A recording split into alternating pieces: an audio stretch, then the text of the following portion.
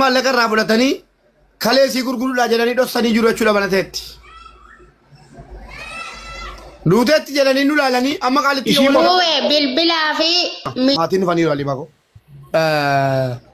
Ketoraan baga nagaan dhuftee haqaa baga nagaan nu eegdanii keessanii mubaarak. Nagaadha wallaahi carraa isin qaqqabe kanatti baay'een gaddee anis akka obboleessa tokkootti akka maatii tokkootti utuu obboleettiin koo duutee jennaan akkas ta'e baay'ee natti dhaga'ama. Akka isinitti dhaga'amu wallaallee miti. Akka maatii mucaatti meemaa jettan. Nuti jechaadha mi'aawu namni gaafa dhalatu du'a garuu duun jechaadha akka aadaa Oromoottis akkaataa qaba.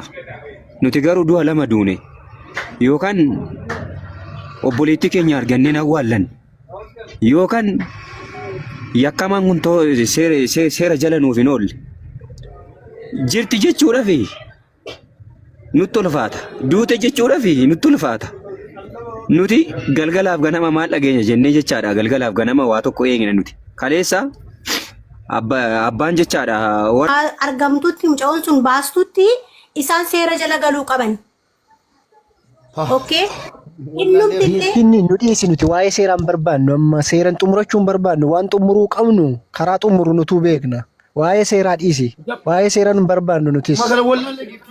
Kana booda hin barbaannu waa'ee seeraa bakka seeraa argineerra waan ta'eef nuti karaa deemnu waan beeknuuf waa'ee seeraa barbaannee miti. Waa'ee seeratiin karaa seeratiin gochuun otoo barbaadame har'ayyuu hin gahamu. Kanaaf dhimmi amma taphatamaa jiru dhimma geemiti waan ta'eef karaa raawwatamuu qaba. Bakka. Kanaafiyyuu karaa seeraa dubbannee karaa seeratiin xumurra miti kan nuti barbaanne jechuudha. Fattasha bilbila ijoollee hunduma hidhatee jira.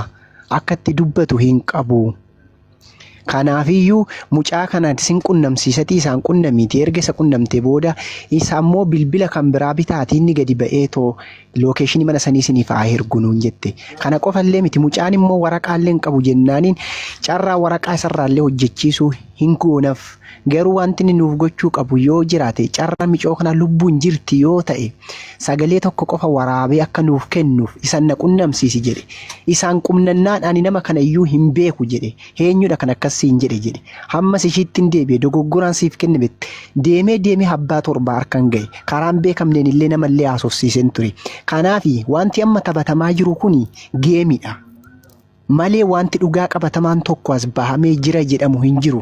Micoon lubbuun jiraatte nuti eeyya hin barbaanna gaariidha. Kuni gammachuu hawaasaa fi uummata Oromoo bal'aati. Garuuti immoo micoo kana hajjeesanii yookiin waa tokko godhaniiti hamma ammatti irratti callifamee haasa'amaa jira malee miidiyaan kun hundii fi qaamni hawaasaa hundi otoo beekee jiru micoon kun akkamitti gadi baatee hani jira jechuu dadhabde. Kanaaf inni amma godhamaa jiru kun yoo jiraate micoon kun takka jirti takka duutetti takka hospitaala jechuun takka immoo waraqata barreessanii gara maatiitti erguu inni kun uummataan taphachuudha. Dandeettiin isaanii kun hammamidha. Nu hinjifachuu danda'u nu hinjifachuu hin danda'an isa jedhan uummata madaalaa jiraachuudha malee wanti dhugaa qabatamaan as baamee nutti haasa'amaa jiru hin jiru. Mubaarakitti ammallee borullee wanti himuu danda'u wanti ammas isa ta'e qofa otoo hin taane dhufaa jiru kamiyyuu geemii taphachaa jiru jarri. Kana immoo kan gochaa jiru warqiidha. Warqiin immoo kan ishiin gochaa jirtu maatii isaanii jalqabaa kaaftee hamma dhumaatti istirii waan beektuuf maaltu nurra ga'aa ammamtu immoo nurra gahuu hin dandeenyes jettu waan akkasii madaaltee waan jirtuuf namni isaan duuba jira moo hin jiru jettee waan yaadaa jirtuufidha kan akkas gochaa jirtu. Kanaaf dhugaa micoo kanaa yoo baafte hin baafne taananiin karaa hamaaras ta'e karaa kamiinis ta'e wal bira jirra nuti asitti. Namni salphaatti wal dhiisu hin jiru. Dhugaa fi dhiiga dhabee jechuudha. Sila kana ta'eef iyyuu ammas wanti ani jechuu barbaadu yoo jiraate mucaan ishiin haasofsiifte sun boontuun jedhamtu mucaan haasofsiifte sun haasofsiisira xumureera raan jette anaan deebitee maaliif na bilookte? Ani gaaffiitti baay'inaan maaliif na bilookte? Guyyaa guutuu wajjin haasa'aan ture. Maal goote naaf haasofsiiftettaa? Silkii ekelensii kenna. Achirraa immoo kaaftee nama kana dubbisette. Silkiin hojjenne garagaraa natti ergiti. Kuni geemidha. Dubbii sobaatinni kun. Nuun taphachaa jiru jarri. Kana qofa illee miti mucaan tokko as jala jira ammayyuu gammee kan jedhu kunoonuma jala jira. Isatti illee silkii kenneetana inni illee na jalaan deemee dubbisaa ture. Namoota hedduu hordofsiisaa jirra. Hordoffii nuti gochaa jirru garuu geemii ijoollee irratti taphachaa jiru. Gaafa jedhan nuti hin beeknu nama akkasiyyuu jedhan. Eenyuyyuu magaalaa kanatti kan jiru. Mucaan tokko immoo keessaa baasee kan inni haasofsiise ati amma kana istirii kanaa hin beekte itti dhiyaattee jirta waan ta'eefi maaliif dhoksitaa haqa jiru yookiin immoo waan barbaadde haa ta'u nuti siif gochuu hin dandeenya karaa hin beekamne miidiyaan hawaasaa otoo hin baafne maaliin jenne sii goona. Nama yakka kan raawwate yookiin immoo lookeeshinii mana sanii nuu kennuu dandeessaa jennaaniin ani tokkumayyuu kana gochuu hin danda'u jette. Maaliif jennaan lubbuu kootiif nan sodaadha jette jedhan. Kanaafi wanta amma godhamaa jiru kun dubbii sobaa jettee namarraan ta'innaa fi akkas ta'a waan jedhamu sammuu isaanii keessatti yaaduudhaan gara hawaasaa as fidaa jiru malee namni qabatamaadhaan irra ga'ee as fidaa baasaa jiru hin jiru. Murreetara warri qabdan. Warri murreetara mana kanaa hangashu. Isaan bar warri kun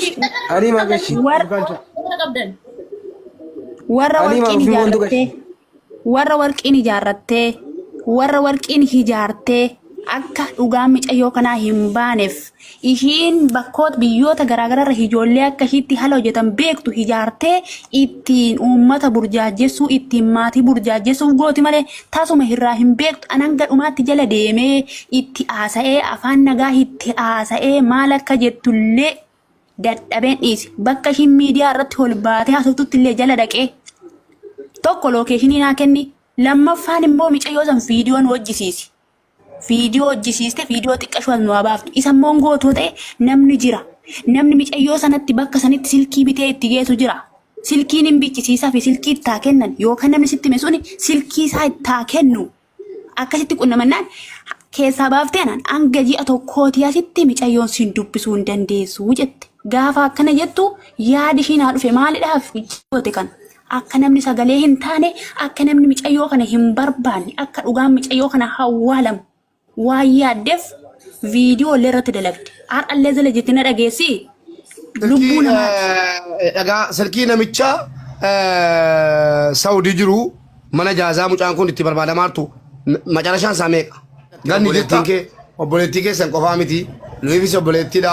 Ganni jirta. Wallaahi suma dhugumaasiin jedha onnee koo keessaa. 73 muu Saawud Arabiyaa deemee deebi'utti. Dhageessee hagan dhaqee dadhabeera jedhee deebi'utti. An imbaasii Saawud Arabiyaa bira naqaa.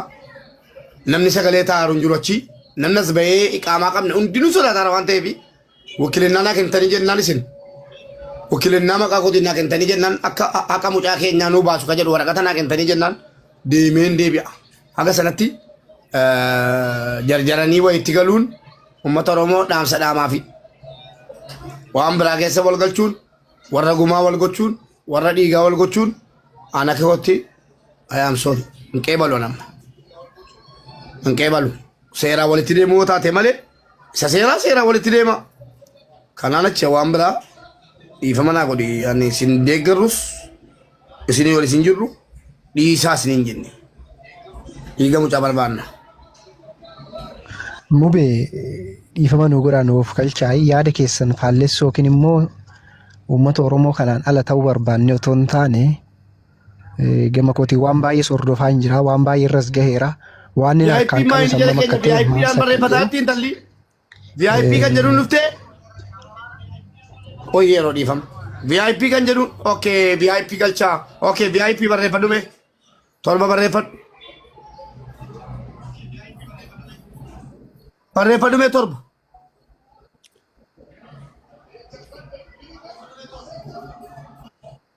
VIP torba barreeffadhume ijoolleen waa argiteetti.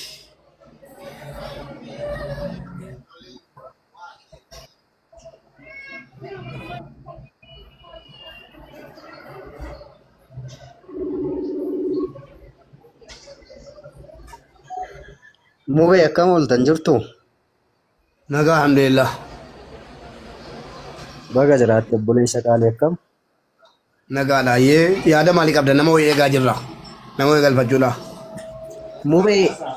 Mubee anis maatiidhuma waa obseeti. Ilaa wanni godhamuu qabu agartee amma yaada keessan hunda dhaggeeffachaan ture akkana galchitaniif illee yaalii guddaan gochaa ture waan carraa kanaa kennitaniif illee galatoomaa jechaa. Egaa wanni ta'ee waanuma waliin beenu waliin agartee kana waan ta'eef amma namni kun jalqabuma mucoon kun duutetti jettee maatitti himtee jirti. Dhaggeeffadhaa warra jirtan. Sheer godhaafi. Kan manaa baases ishiidha. Kan du'e jedhee immoo maatitti himee maatii rifaasisee ammallee naasuu amaa keessa maatii galcheesse ishiidhumaa jechuudha. Kana waan ta'eef jalqaba mucoon kun akkamitti mucoo kana mana sanii baaste? Ergii baastee mucoon kun akkamitti ajjeefamte? Sababiin mucoon kun duuteef maali? Isinii galee? So kana waan ta'eef amma jarri kun walii galanii akkuma Mubaarak sida dubbachaa ture waan walii galanii hin ta'a jedhanii ofii isaanii murteessanii itti walii galaniiti kan waan kana godhan. Sii galee? Sana waan ta'eef immoo nuti amma akka dandeenyu kan Finfinnee keessa jira amma. Yoo danda'ame nuti amma imbaasii biyya kamiyyuu haa ta'u imbaasii kamiyyuu dhufnee hirmaannee reeffa ishiis jiraashiis fudhachuudhaaf qophiirra jirra. Imbaasirree dhandhee dubbisnee jirra. Sii galee?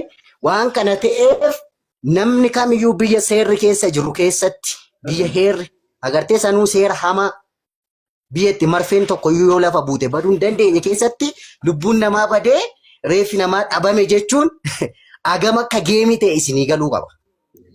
Kun sammuu namaa irratti taphachuudha. Xiinsammuu namaa miidhuu agartee saayikooloojii isaan ittiin deemaa jiran kana irratti barree jiran.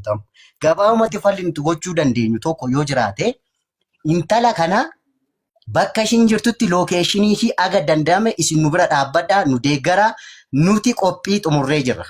Saawudiis Ameerikaas haa ta'u isa yoo ta'e dhufuuf qophii xumurree jirra. Gabaadhaa jechuun kanuma la kaayyoon keenya. Wanni biraa tokko hin jiru gaaffii keenya kanuma. Reeffa mucaa eessa jira? Shufeera tokko fakkeenyaaf shufeera tokko biyya kee yeroo warri jiran na taajjabu. Taaksii danuu qabaan kun osii baasuu hin danda'an dawwaluu hin danda'an amma barbaade dawwaluu hin danda'an tuuti dhageessu. Hello abbaa taaksii eessa jirta bakka kana? Bakka Rihaab jedhamu dhaqiiti intalli tokko lookeeshiniin si akkana naa fidii kottuun jedhaani. Anis yoo bucattes biyyi kun amma soodiinoon kennes seerri isaa kan. Sana booda taaksichi yeroo deemu yoo achiitu deebi'uu garagalee makiinaan intalli dudduutu ergatti. Mubaarak bakka akkasii haram jedhamu geenyee makiinaan harkaa garagalee duute. Reenfisi immoo poolisoonni yeroo dhufanu baqachuu hin danda'u. Argaan makiinichaatiin bifa makiinichaatiin namni Saawudii keessatti baqachuu hin danda'u. Eessattuu baqachuu hin danda'u. Dirqama waan ta'eef dirqama dhaabatee tiraafikiitti harka kennata. Naannoon itti makiinichi garagalee naannoo kana mana hakimii akkasii geessina jedhani mana hakimii naannoo kana barbaadadhaa jedha. Kun hundinuu hin jedhamne. Bilbilamee maatiitti kan himame. Haaloo mucaan keessan duuteetti buukii keessan ergaa birrii isin ergaa. Kanaa ol yoo jiraate kunoo maatii. Seera ilmoo namaati. Tosiitu akkam hundee. Iteera. Gaaffii keenya kana. Maalee nama walitti diru kan namni walitti jeessu karaa banu maaloo miti. Mubaarak diisi. Amma hundeen yaada gaarii fide. Rakkoon qabu. Hundee yaada gaarii fide.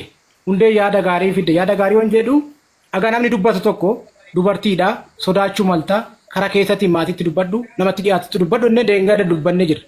Dogoggorri keenya maa dubbattan yoo barbaadu dubartiidha warqiinis miidhamuu qabdu gara keessatti maatii waliin haasoftu sodaachuu dandeessi jedhee deengadda kan waraabame jira lafa. Kanaan alatti maaliif maqaa warqii dhooftee isi akkasin jettan kanaa miti kanatti jettu miti. Ijoolleen mana ijaazaa warqii cinaa jirtu waan haasoftu jira. Maal sin galchoo jette waan nu galchuu qabanuti. Lachuu obboleeyyan keenya warqiinis kan duute jedhamtus. Garuu waan nati dogoggorte nu dogoggortan jettu kana duuba deebii ilaali waan dengada haasofne illee hunda dhaga'uu baatte malee ani akka kiyyatti sodaachuu dandeessi warqiin tun dubartiidha.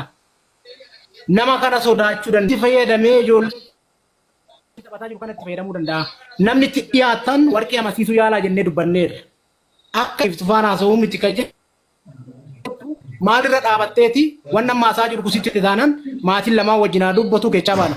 Maalirra dhaabattee jechuu dandeessi. Miiki tolgalche waan ta'eef maalirra dhaabattee nu balaaleffatu. Bilisummaan yeroon dhiifama guddaa hojjetu isinin jaalladha isinin kabaja. Mootummaan nun keenye ofii of keenye dalagaa keenya dhiibnee ijoolleen shamarran mana madaameessi qophiileen kisheerii godhaa jiranu kabaja keessaniif obboleettii keenya. Sanyummaadhaan adda taate yookiin waa biraatiif otoo hin taane obboleettii keenya jennee asirra taa'aa jirra. Piliis qaama faallaa isinii wajjin jiru wajjin haa seenaa. Dhiifamaa wajjin.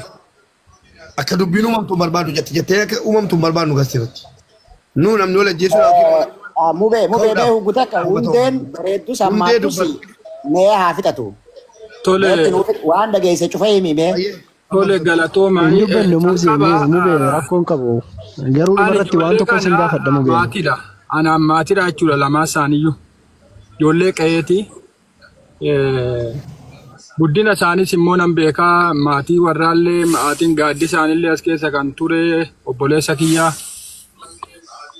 Obboleessi ishiillee akkasuma maatiidha akka maatittan dubbachuu barbaade malee ani yookaan dhugaa nama tokko yookaan dhugaa nama biraa dhossuudhaaf miti.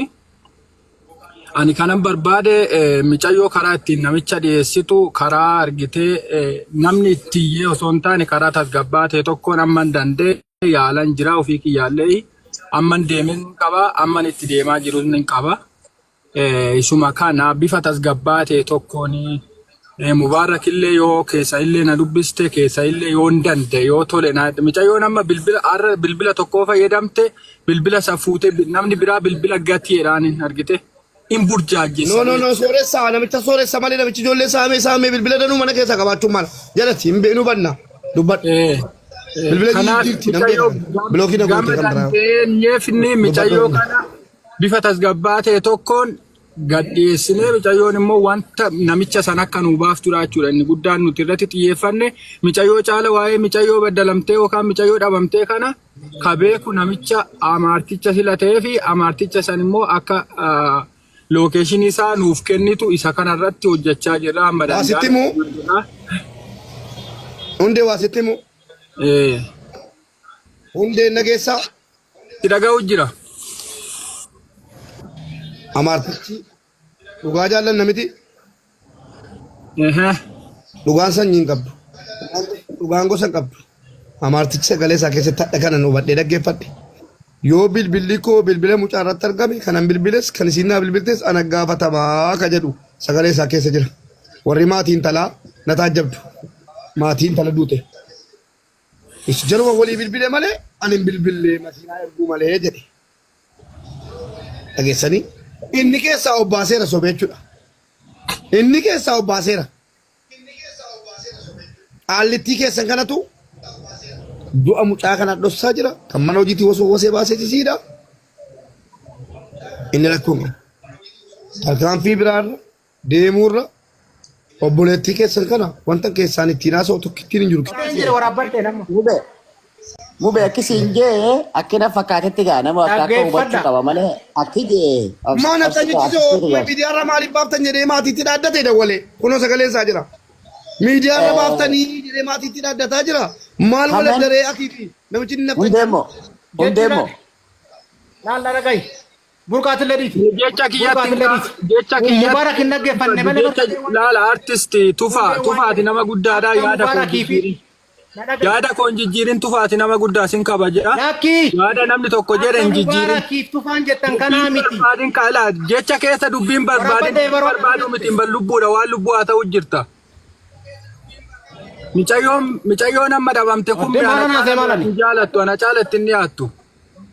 Obboleessoo waa tokkotti hin dhiyaannu wallaahi anaan immoo waa tokko irraa hin godhu. Amantaa walitti hin dhiyaannu. Dubbii barbaaduan dubbii na tuquu jaalladhu. Amantaa walitti hin dhiyaannu gandaa walitti hin dhiyaannu obboleessa koo hundee garuu irraa falmuu maatii na dhowuu hin danda'anu. Haati siin ijoollee biyya arabaa. Kaleessa yoo wana mucaa kuni isiin duute kun qoy burqaaniif afaanitti haasaan hin qabina. Isiin duute kun yoo wana kaleessa gaafa nama gargaara jedhu birrii tokko ta'uuf gargaarteetti ta'a. Kanaaf na laallata jechuudha.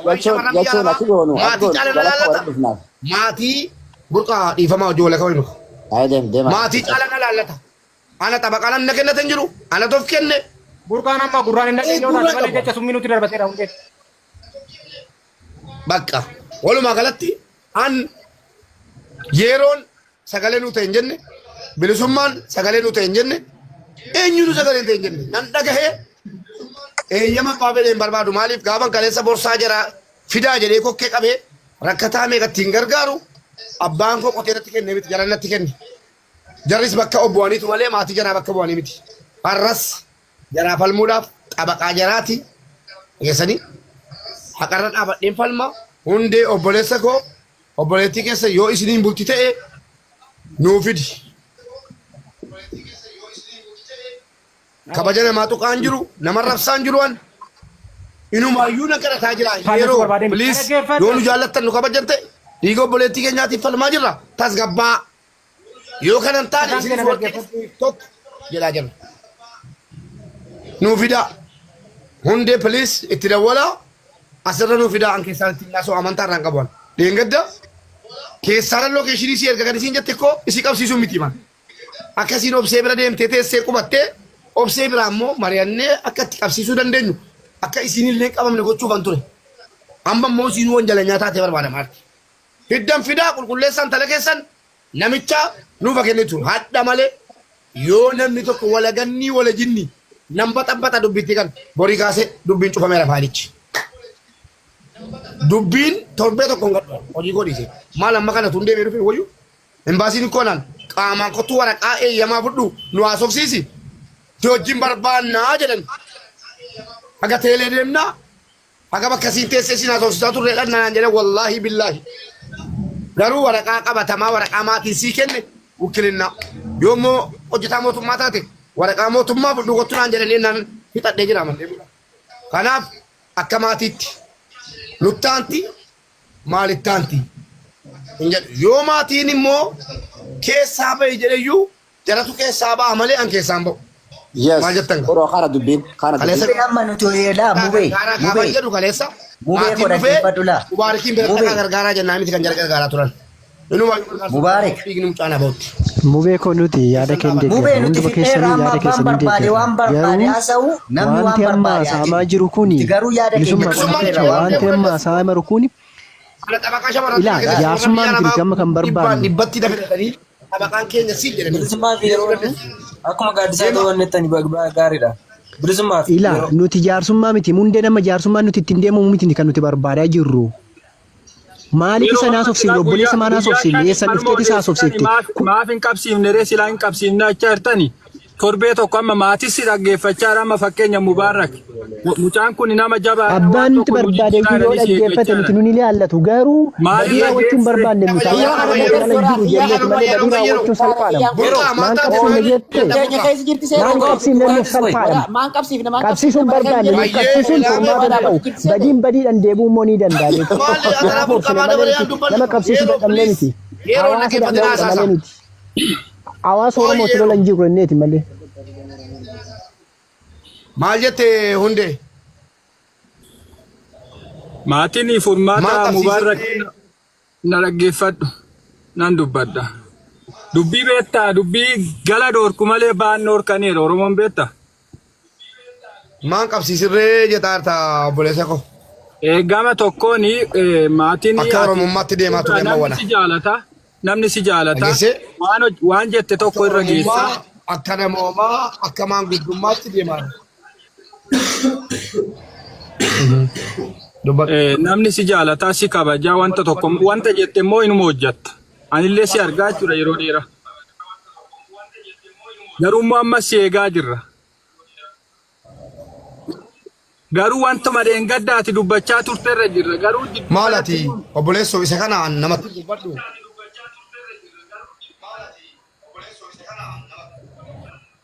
Hundee rakkoon qabaatiin waa'ee qabsiisuuti waa'ee maaloo akka Oromummaatti ol kadhataa jirra malee akka seeraatti fakkeenyummaa akkasiin taatuun godhaati. Isa kana an Mubaarak miti an abbaan kun an dhalchine diqaalaadha jedhii nama gaafadhu na qabadhu anasiin jedhee isa kana dhiisi waa'ee qabsiisaa maaloo akka nama tokkootti akka intala Oromootti dhuftee haqa nuu babaaftuu ifaa jettu waliin galchinu maallaqa waliin baasifnu xabaqaa binnee maal jennee kaanee booddee rakkoon guddaadha. Adaraa jennee firas kadhataa jirra Oromas kadhataa jirra. Mana habashaa dhaqee adda waan jarri naan jedhani saree na godhanii ari'atan yaa uummataa dheengadda maaliif nutti muudiddan jettanii nu waraantanii kaatanii hadda immoo kun rakkoo qanname ijoollee keessanii maal wayyaa kottaa waliin taanee dhiiga barbaanna jennaan duuteetti jedhan jennaan fageessaa qabbaradhaa kanaan jedhan ilmoo namaa jechuudha intala Oromoo ijoollee waraaban jiru ani waraabeen jira fageessaa geessaa qabbaraa ka jedhan geesse ka waraaba isa taatetti waa hedduu wantittiin kun immoo Yese, wanta tingkun bakat dan udah hunde, mucakan nude sudah desa mau dan desa, kesal tina soa.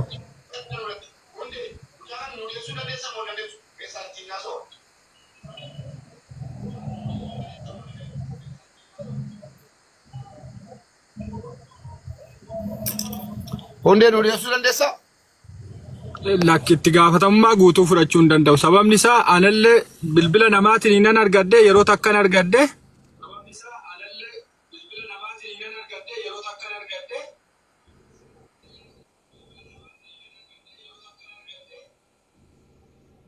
Maali hundee amma koo waa baay'ee haasaa turte obboleessa keenya hundee.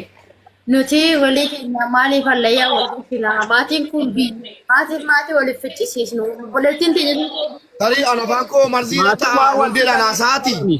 Maatii sababa itti wal fixan hin qaban maatii isaanii tokko waan ta'eef. Maatii isaanii garaagarummaa hin qaban maatii walitti bu'uun jiru. Maatiin tiiktookii walitti bu'uu danda'a garuu maatiin lafatti waa walitti bu'aniif hin qaban. Sababni isaanii maatii maal beektaa achirra maatii maaltu tokko godhe eessatti beekta?